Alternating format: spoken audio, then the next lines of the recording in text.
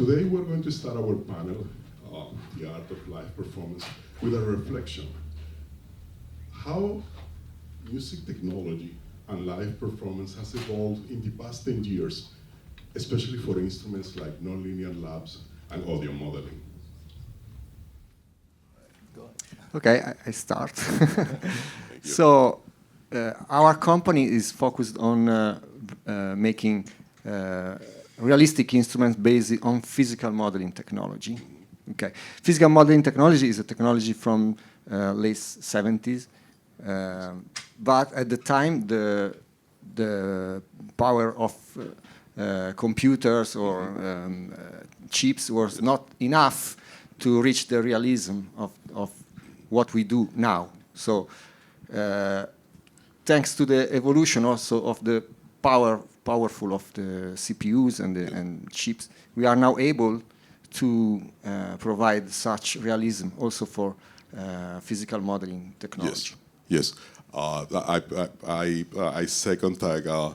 I admire on behalf of all the performers and composers out there, the fact that you have created instruments that are ultra realistic. So that is a bless for us. Yeah, in our case, with Nonlinear Labs, we have chosen, let's say, the concept of synthesizer in a general way, not so much being a realistic instrument, but being an expressive instrument that has acoustic qualities and organic behavior, because we have elements in there of FM and physical modeling, but they are combined more in a way that you choose some parameters and you create a feedback maybe, and you create some control possibilities that make the instrument really responding in a way that you don't think you play a synthesizer. Yeah, I want to overcome these typical, let's say, reduced expressivity that you typically have when you use electronic instruments. Yes. Well, definitely the number one aspect is that now we have so much more powerful keyboards. I mean, all and computers, so we can actually run complex models. Because don't forget, like, of course, this don't run on samples, so which is the great part of it, and the algorithm is actually quite small, but the consequences of that algorithm have many ripples. So the sound gets more and more complex as you add complexity to the realism of the instrument. So I don't think it would have been possible to have the C15 10 years ago with the power of that time, or just about, maybe. Yeah, CPU power is something we are happy about, but I mean, in the end, it's also the freedom to develop something. My background is native instruments and reactor, and so it's also gaining experience, with all these reactor structures that have been developed over the time, and also the people gaining know-how, and so to find out which, let's say, components and which algorithms really do the job and which don't, and as with the software synthesizers, everything is available very easily for everybody and on the low prices. This has made a big difference. In the past, you needed a mainframe computer or something. That's right. Yeah. Yes. Our next question, Stephan, can you share a specific moment for our experience that sparked an idea for one of your most iconic creations that you might be using now in live performance and all over around the world? Actually, I was thinking about this question because I saw that presentation before, but actually there is not a specific moment. I mean, in the 90s when I started Native Instruments, I was frustrated with the existing synthesizers and with, for example, Yamaha giving up FM, more or less. Yes. Yeah. And I thought, okay, now it's the time I can, let's say, jump in as a single developer, because it started to become possible to make software synthesis, but it was actually ending up in a system that is much more like for developers and for, let's say, nerds, and not so much for players. So and real musicians. So we had with the Reactor, we had a very powerful, still have a very powerful tool, and then came a phase with retro-oriented, let's say, plugins that emulate the Prophet and the organ and the DX7, and everything was reissued in a form of software. And I was also in Berlin based, very much, let's say, there's a high influence of the techno and electronic music scene. Actually, my personal idea about or passion about music is more improvisers, jazz musicians, people who play every note on stage, and I don't go to a performance where somebody is pushing buttons and tweaking knobs. So I go to a performance where every note is played, and that was my idea. I was using Reactor instruments that I have designed myself together with a master keyboard. So the master keyboards are also limited, and they don't care so much about, unfortunately, about the quality of the keyboard, and So there's really this sort of limitation. This was for me the reason to say, okay, now when I was leaving Native, I will do something for, let's say, really, musicians with high demands on the playability, and that was and we're extremely thankful for what you did. So, what inspired you, and this is related, right? What inspired you to prioritize musical expression on a performer? And how do you see influencing new generations of musicians? In the past, we have instruments that they were not so expressive, but now you have developed these instruments for us, and from now on, the story is going to be different. Is that for you? Is that for me? For all of you. You take that. I start. Okay, so we make instruments that mimic the real ones, and the real acoustic instruments are super expressive. So expression is in our nature, let's say. Our core. Of course. Our mission has been always to make software that can be played live and expressively.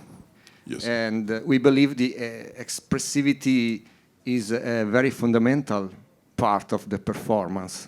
So we follow this vision, basically. How this can influence the new generation of musicians is we need also to look at the past, so at the acoustic instruments expressivity, to bring that expressivity also into new technologies, into new instruments, to be inspired from those acoustic instruments for also for electronic instruments. Yes, fantastic. Claudio? Yeah, I have a long history with breath controllers because I was one of, well, firstly, the DX7 had a breath controller input, if you remember. So I've been playing with filters and breath controllers for a long time. And then the breakthrough at the time was the Yamaha VL1, which had, remember that?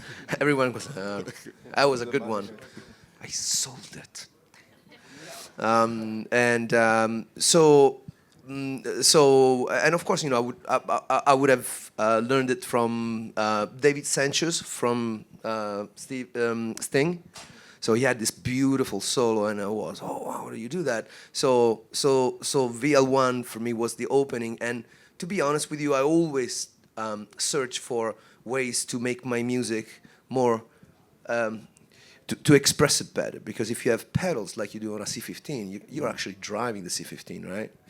I mean, you have on your left, you have your controller, your modulation wheel. No, you have actually the bender. The bender, which is magnetic. It's amazing. So I like to use as many controls as possible because I'm practical with it, because I've done it for a long time, and I hope that if anyone gets inspired to do that by watching the videos on Dr. Mix, you know, that is a I get some stories here. You changed my life. I bought a DX7 for you and things like that. And your heart really feels it because you understand that you really have an impact on people's lives.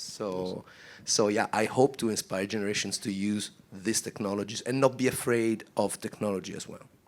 Fantastic. No, Okay. Yes. So Claudio, can you share with us an example of where technology enable improvisation or audience interaction in one of your performances that it went beyond what traditional instruments can do? Oh yeah, I can. How far back do you want to go? Because I have at least 5 or 6 examples. Like, for example, when by listening to Joe Zawinul, I found out about the vocoder used in a certain way in jazz music in a unique way. So he had this Korg IH, and when I saw it, I bought it, and pretty much I started doing this vocoding thing, and I was getting gigs because I was doing the vocoding thing. Wow. Yeah. Same thing with the theremin. So I dared to take my ether wave on stage. Of course, I couldn't do much, because it's a stage, you have keyboards around. So I would just launch big delay theremin throws, like, and it was very spectacular. It was visible. So I actually got hired because that was one of my tricks. It was very visual. So I got a gig on TV because I was doing those tricks. So my getting on YouTube as a new technology, as a new way of expression myself. Some work, I've tried MySpace, it died on me. But there are so many punctuations in my life where I can tell you, this piece of technology changed my life. It really did. Yes, fantastic. Balancing complexity and simplicity. How do you design instruments that empower performers without overwhelming them? And your instruments are like that, are instruments that has this infinite potential, but yet they are accessible. Yeah, in our case, it's not so new technology. As Claudio mentioned, we use pedals, we use something like a bender, but it's also that's done by Nord before. So the control elements are, also ribbons. So we have some control elements, but we just try to use them in a careful and, let's say, high resolved way. But the first control element that is has to be thought about is the key itself, of course. Yeah, so it's velocity. The first thing that you can get from a keyboard since a long time is the velocity, and we care very much about velocity response. So first you take you have a high or low latency conversion. You have a wide range, much more than MIDI with 127 steps, and then you have curves that help to adapt it to the sound engine. So I would say a good keyboard that feels nice and a high resolved velocity is already something that you makes the big difference. You can also measure the velocity of releasing the keys, by the way. Yeah, it's the same technical thing, just measuring the time between the two contacts. And we can apply this to release time, it's possible to do this. So what we have in mind is, we want to make two groups happy. One is the player, the musician, and the other is the sound designer. And when it comes to sound design, of course, you need knowledge. It's not possible to make it super easy for sound designers. Yeah. We have, let's say, for the musician, first you go with presets. But presets can have variations. So we have the two ribbons always being usable, or with pedals to get slight or even dramatic variations. Yes. Very often somebody can find his sound just by recalling a preset and finding out about the variations. It's not rocket science, but what we try to do, try to do it in the, let's say, in the right way and really with some passion for the detail. That's our thing. And then about the sound engine, we try to keep it as simple as possible. We have only 2 oscillators, 2 filters, and everything stays the same. You don't replace the oscillator with another type of oscillator or the filter with another type of filter. So after a while, you know this very well. And it's a deep thing that it never gets boring, because with a possible routing in there, you get surprising results. Amazing, yes. So, Emanuele, Camelot has become a highly regarded tool for live performance, especially for managing complex setup. What was the inspiration for Camelot? So Camelot has been brought to audio modeling by Simone Capitani, one of the partners. And at the beginning, Camelot was conceived as an operating system for keyboards, indeed, for workstations. The first name was Workstation OS. So he had this idea of bringing an operating system for any manufacturer that wanted to have this kind of management for live performance. But it was challenging, so we decided to start with software. Okay. So basically, we interview several live performers to understand the needs of the live performance. Yes. So Camelot was conceived exactly for the needs of the performer. So you have you can create a set list with different songs, with different scenes, with different layers. You can put several items that can be controlled in real time. You can add attachments, backing tracks, MIDI commands. It's a very complex system, but in an intuitive interface. Wonderful, wonderful. In addition to that, does audio modeling is exploring supporting another emerging workflows? So I can speak about what we are released yesterday, a video about what we call SWAM flow. Okay. Basically, the last product we have released is Ambiente, is a room simulator, completely modeled, no impulse responses, no convolution, everything is computed in real time. But the cool things about this Ambiente room simulator is that you can put in the same virtual room both SWAM instruments and third-party plugins or audio tracks, for example. Yes.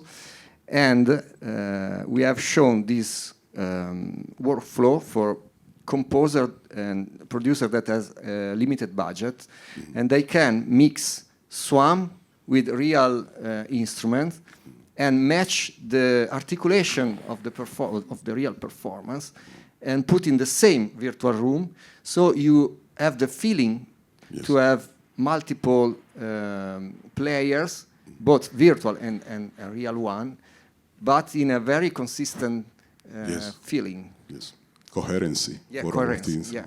Fantastic. You have a comment? So,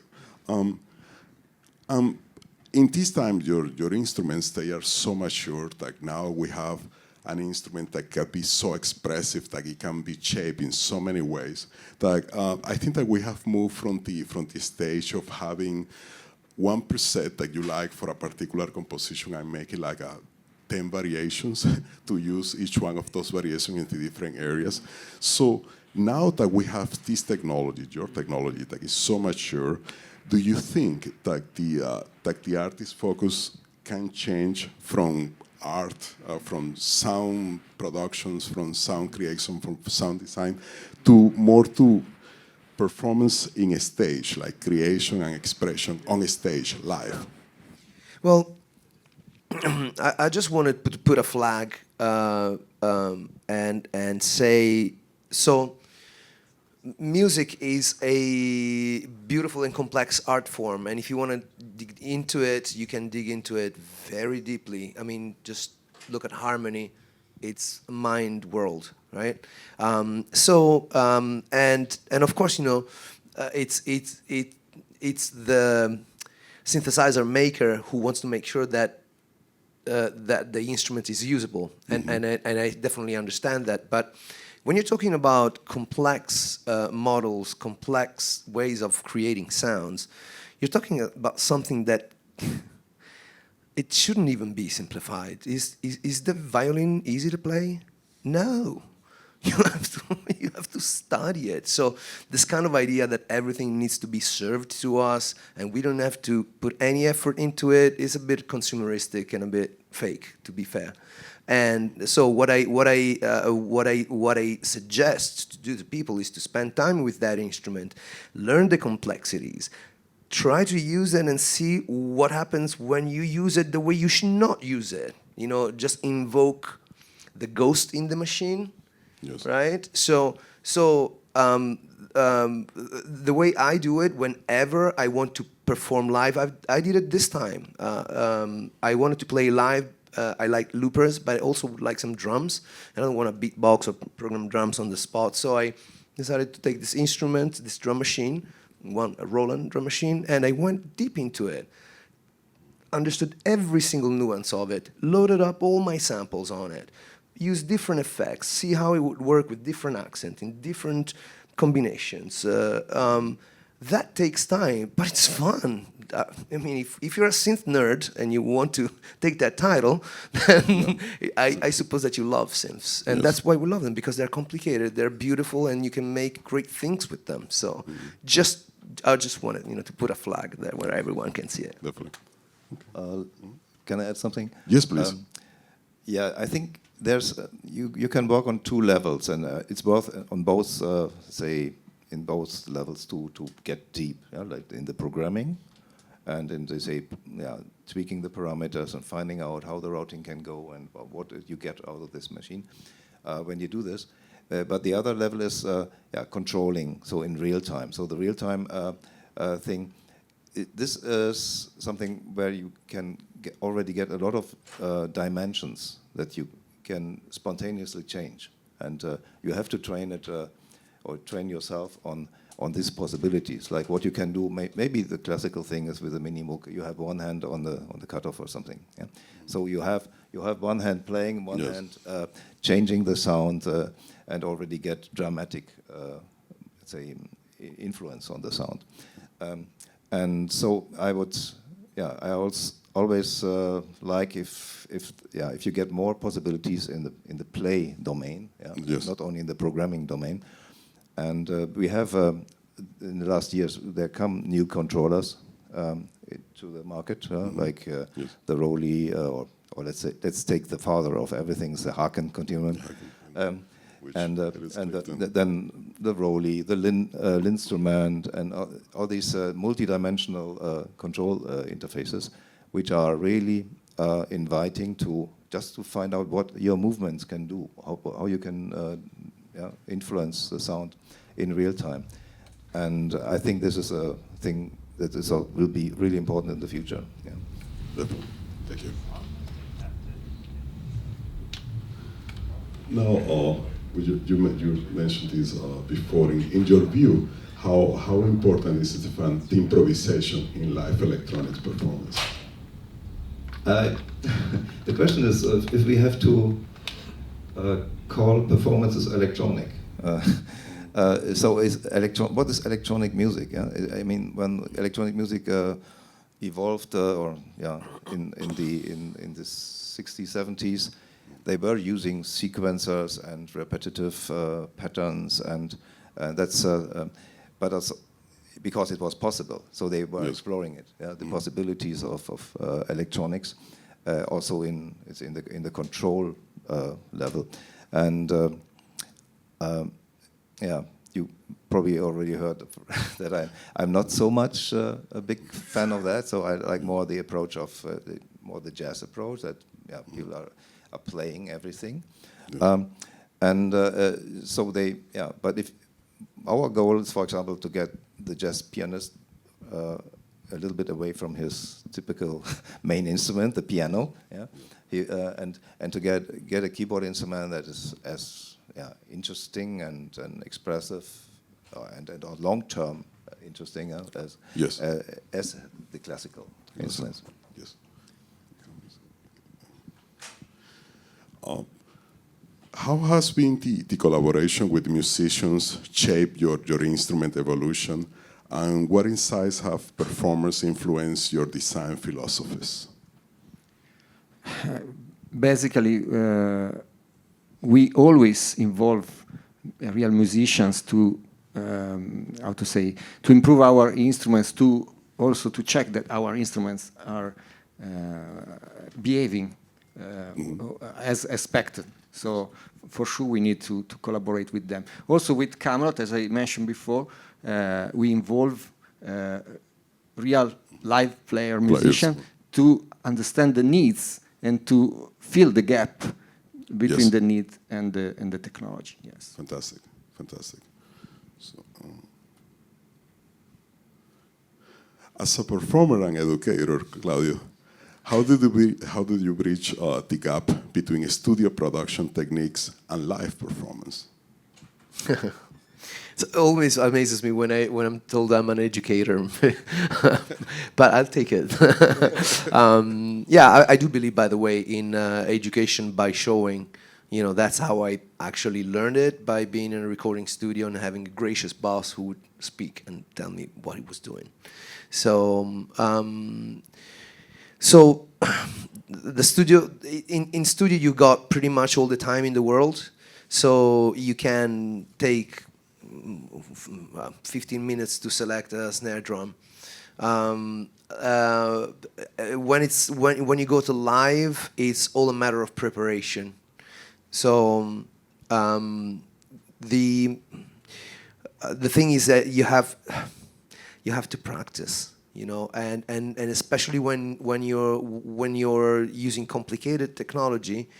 Now you not only have to ride that bike, but you also need to service that bike and fix the wheel as you run, as you go. So having an intimate relationship with your instrument is fundamental. So when you are in the studio or home, in your home studio or whatever, then that's the time when you actually develop a relationship with the instrument, and it starts becoming part of you, and you don't have to think about what controllers I'm pressing.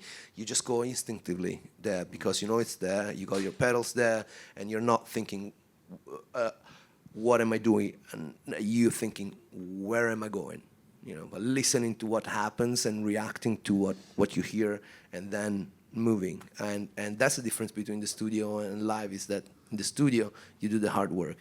On live, you expose and you free yourself and you express yourself. Yeah, fantastic. So, what has been like the greatest challenges that you have faced while creating your technologies, and how do you overcome them to shape your innovations? One of the many. Working with physical model technology is really challenging, yes. Especially if you want to achieve a result that is comparable with sample libraries or real instruments, because you need to really get close to the real thing, and it's a never-ending curve, let's say. Also, maybe you find a very good algorithm, but it requires so much CPU that it cannot run on an average computer. Yes. So you need to use your creativity to overcome to these complexities and find the tricks to fool, let's say, the ear, to obtain the same result with less computational power. And in this case, what come in help is the traditional synthesis techniques, also subtractive synthesis or FM or whatever. You take some pieces here and there to obtain a similar result taken from other synthesis technologies. To cook your synthetic dish.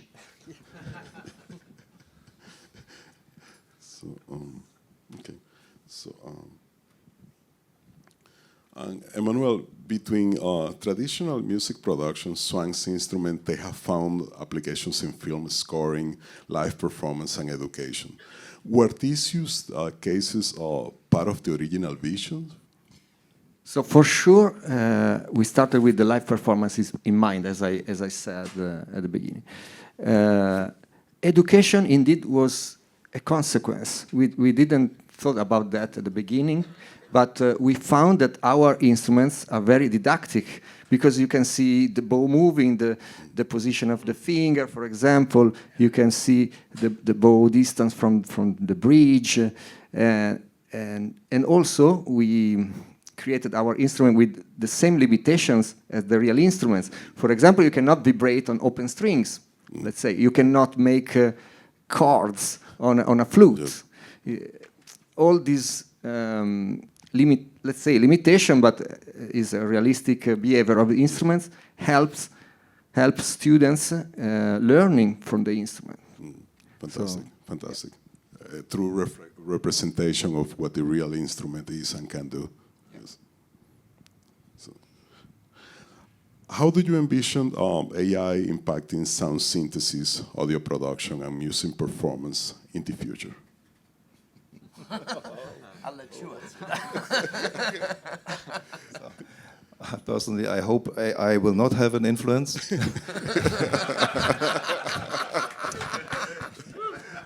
Especially on performance and on creation. Creativity is something I don't want to be replaced by anything. Excellent. Don't want to replace also human interaction. Because it's all about humans being in the same room or being on stage and so on. There's of course there's lots of problems you can solve maybe in the technology domain by algorithms, maybe AI called algorithms or whatever. So it's about optimization, about finding solutions for something that has not been, or it's not easy to do analytically. Maybe you do more like a simulation also.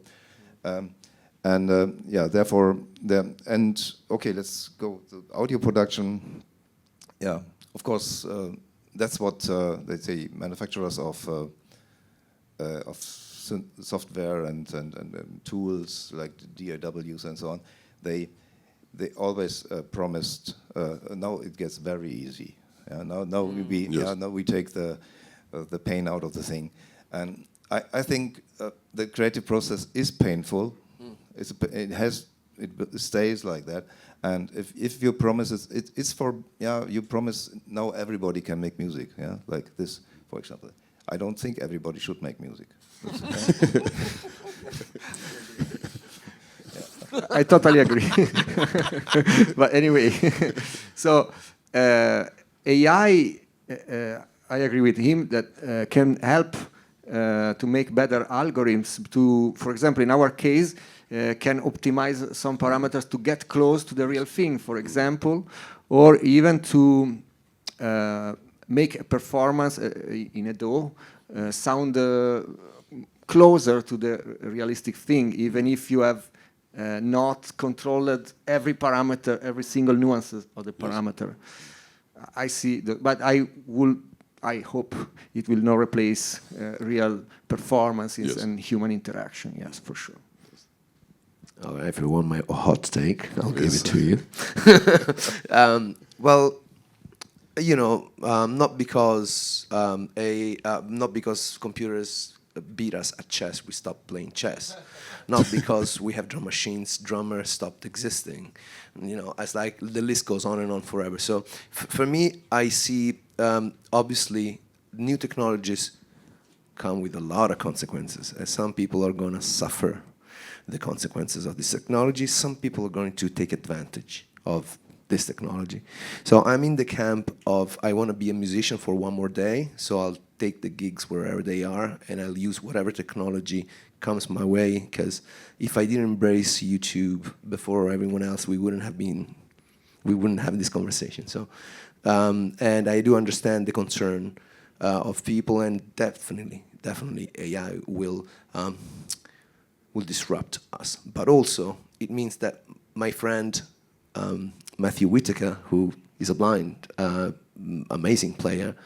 Maybe he will have a chance instead of having to listen to each, each option. He hovers over with the mouse and he goes input 1, input 2, input 2 at incredible pace, and he's able to navigate that. Dude, that's tough.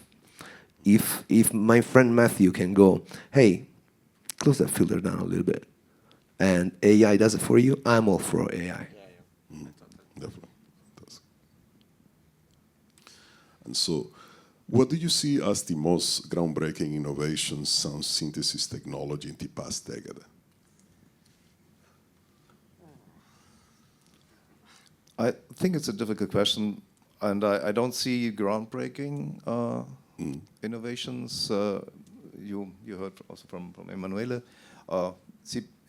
Many of the algorithms have been already, let's say, found in 40 years ago or so. But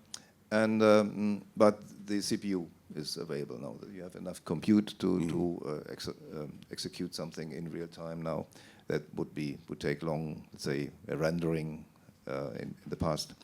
I see space for innovation when it comes to just a step back. I think nearly all possible, let's say, ways of creating waveforms, creating sound and music, musical instrument, audio, have been explored. So what I see as an area of strong improvement is the human-machine interface, or the interface between the musician and the instrument. So with new sensors, with new also processor power that can take much more sensor details and new materials. You see with this, the brands that I mentioned, like starting with Haken or so, you have 3 dimensions, you have very high resolution on these sensors. And I expect more to happen there, but the problem is the music world is very conservative because you have to train a long time before you can play well. So you don't jump on a new play interface if you don't see somebody being already successful with that. Yes. So there's the problem of or there's nobody teaching how to use an instrument or whatever. And you don't nobody who has successfully playing this instrument. Yeah. That's the hurdle that is hard to overcome. So maybe there is a critical mass for new controllers, but as long as you don't reach this critical mass, it will decay. I was about to say, not exactly in sound synthesis, but in control. So, for example, MPE and keyboard instruments and so on. And they have influenced also the synthesis side, because you need generators that are compatible with MPE. So you have to think more about the dimension to control in a synthesizer. So you already have the synthesis, but it's controlled in a different way, probably. Yes. So. Yeah, I mean, I think that we are at a point in this space where we have many inventions that have been made in the past. I mean, think of granular synthesis, wavetables, sampling, modeling, FM, circuit emulation. That's a different one altogether, right?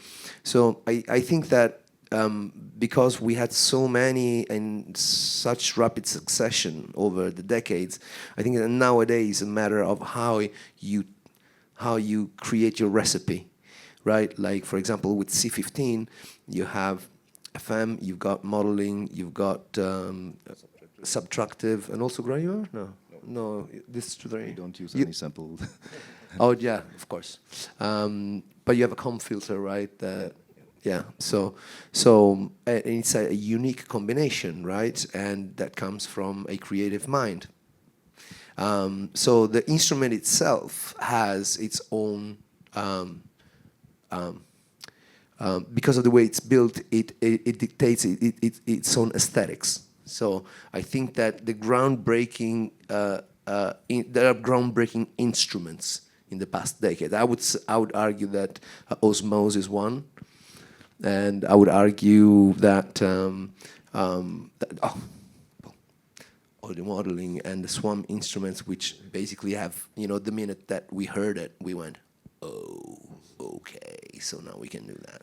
So and it's not necessarily a new technology, but it's a technology that you guys have researched and refined and combined in ways that your good taste told you to do. And so yeah, that I see innovation in products more than in technologies. Yes. In the synth space, anyway. Fantastic. As pioneers in your field, what advice would you offer to emerging developers and musicians who aim to innovate at the intersection of music, technology, and performance? I say just one word: be creative. Be creative. You need to think out of the box. I mean, you need to find new paths, new way of experimenting. Fantastic.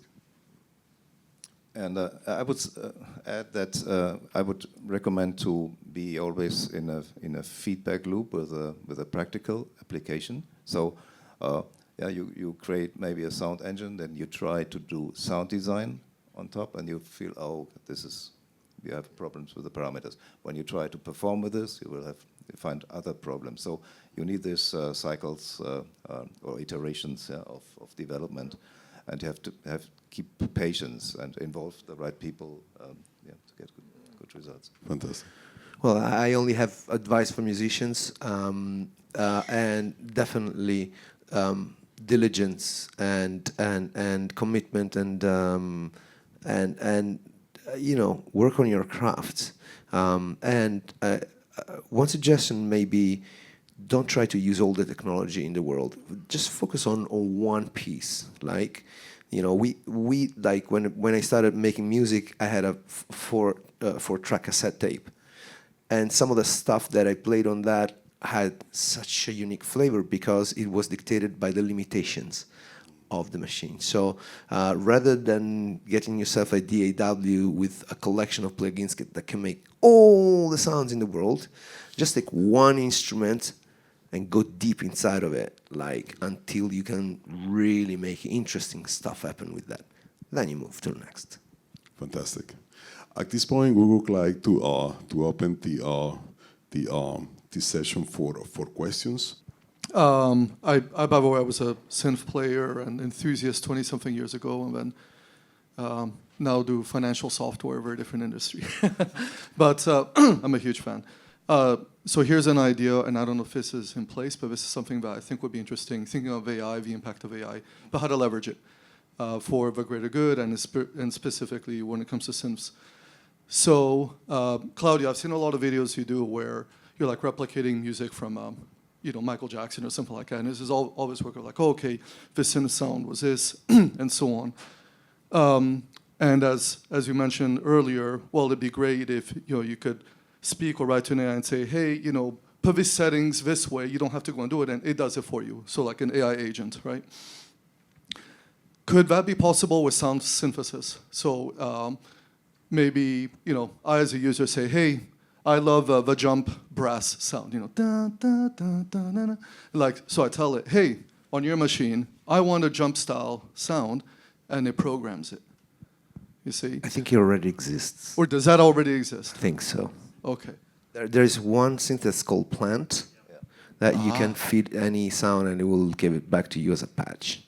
And there is another one that I can't remember the name, but yeah, that kind of does that. Does it interface with our synthesizers? No, that I don't think it does. Okay. I've heard. I mean, I'm not sure. I shouldn't talk about things that I don't know. But I've seen somewhere. I know Plant, and I know some examples of that happening already. Yeah. Okay. I mean, you need knowledge, know-how to do this. And so, if you want to use AI for it, you have to train the AI. Yeah. Right. So training, but yeah, why not train people by training AI? Yeah. But I mean, yeah. For example, with our synthesizer, yeah, that would be something that, yeah, you could take material that you take as a reference, and then yeah, you show the AI how you get close to it, or how so it has to try out lots of variations, probably months of training, I don't know. And then after a while, this would behave like somebody who is quite, let's say, skilled in finding the right parameters. Thank you. Oh. Hey, so this is probably for Manuel. I know that in, like, let's say you have a car plus strong algorithm, if you have an all-pass filter in the feedback loop, you can spread out the peaks and troughs inharmonically. I'm a little confused if it's like one all-pass filter or if it's like a bunch of series.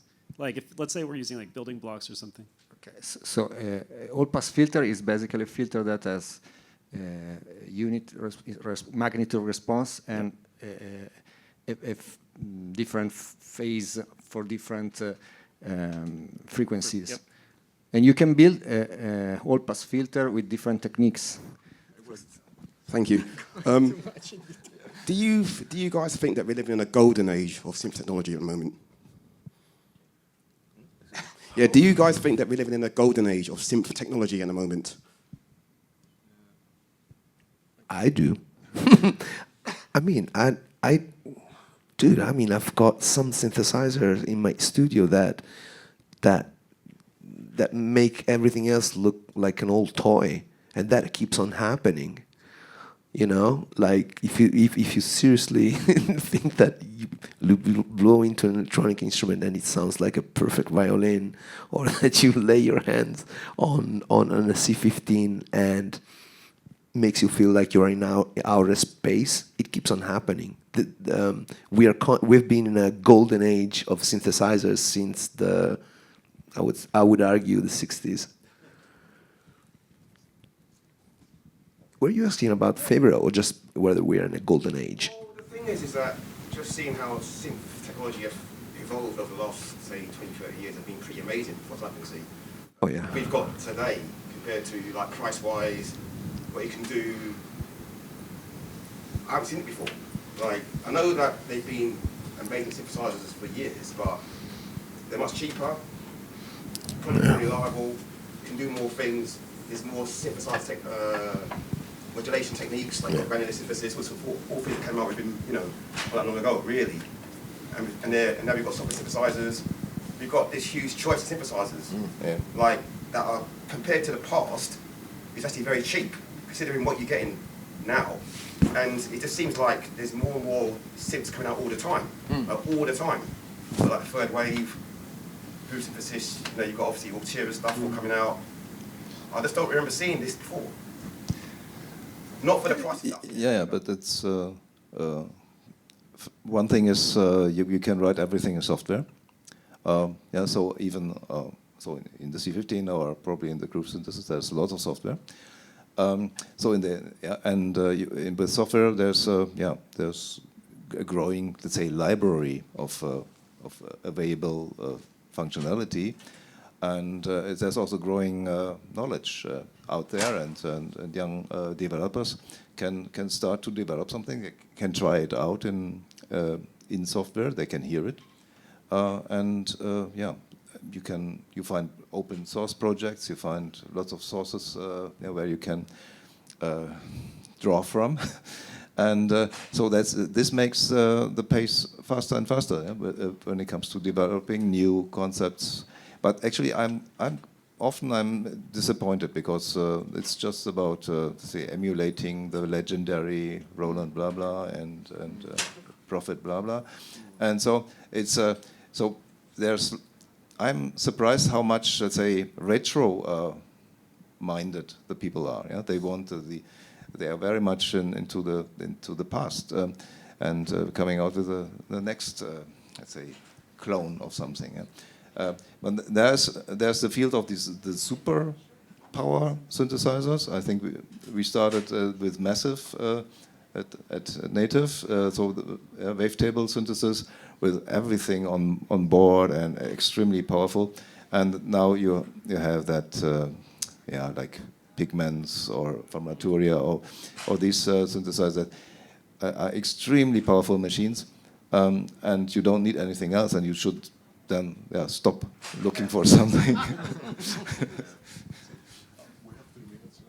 I just want to say thank you guys for this presentation, and everything that you're doing is incredible. And for that concept and question about the golden age, we're definitely living in that age. And at the end of the day, it's on us as artists and creators to create that magic, to push our human experience further. And I think what you're saying about this copycat thing, and there's plenty of, we have enough to last beyond our lifetime. So we have to put the time and energy into the art to create something magical, and we have plenty of information from artists who basically changed lives in terms of instruments, electronics. So it doesn't even matter at this point what we use. It's all about what we do with it and what we can get to. And it takes time. It's a process. It's not a 2-year thing, it's a 3-year thing, it's a lifetime thing. So we are responsible,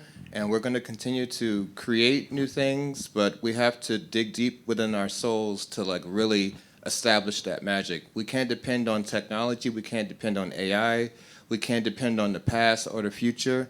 It's all about right now.